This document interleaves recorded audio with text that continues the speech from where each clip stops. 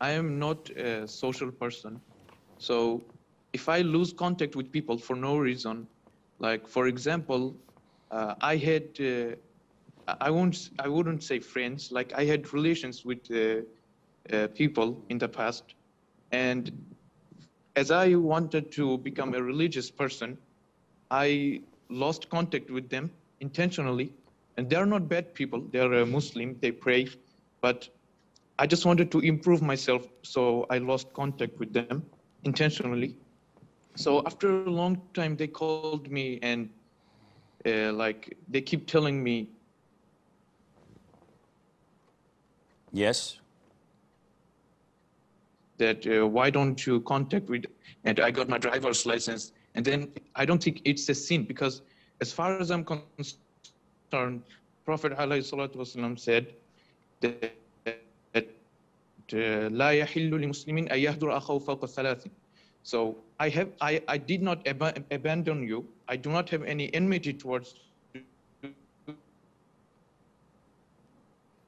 Okay, your line is breaking, Hanzala, but I got your question. Akhi, the hadith you've quoted is correct. This is when I have beef with other Muslim and we disagree on something and we have an argument and we have a fight, then I boycott him for 3 days. In the sense that I may see him in the mall or in the street and I look the other way for 3 days, not giving salam. There's no problem in that.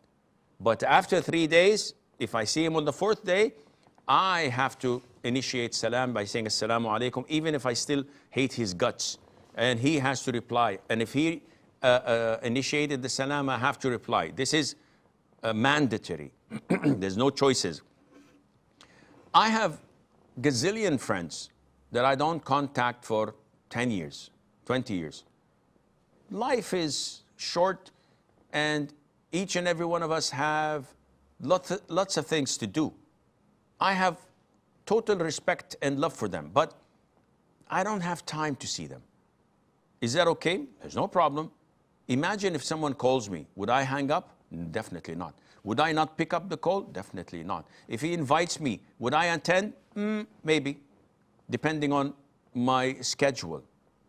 But what you're doing is not a positive thing. And a lot of the brothers, once they're committed to the religion and they start to practice, shaitan messes up with their head and makes them isolate themselves from the society, from their friends, from their colleagues, sometimes from their loved ones, from their relatives.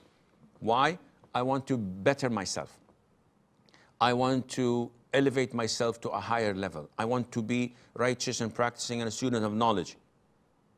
That's a good thing, but this is the wrong way. You can't be more righteous and practicing than the Prophet ﷺ. And if you go to his seerah, you will find that the Prophet ﷺ used to mix with everybody, would attend any invitation he's given, even by a Jew woman. She invites him to eat from a ram that she cooked. He tells his companions, let's go. No problem. A woman who's mentally challenged takes an appointment from him, comes and takes his hand and drags him in the streets of Medina, complaining about what her folks and relatives are doing to her. And he's going with her. So he wasn't the type of saying, oh, I don't have time. I don't want to meet people. I don't want to mix with people. Beside that, imagine the benefit you can get and gain when you go and meet these folks who love you and have respect to you, and you throw gems from the Quran and from the Sunnah they never knew before, and they're hearing it for the first time, and they adopt it and start practicing it, and you, the following days or months, on your bed, sleeping, while getting rewards countlessly because of the things you've said in half an hour when you had a meeting with them, but you did not pay attention to it.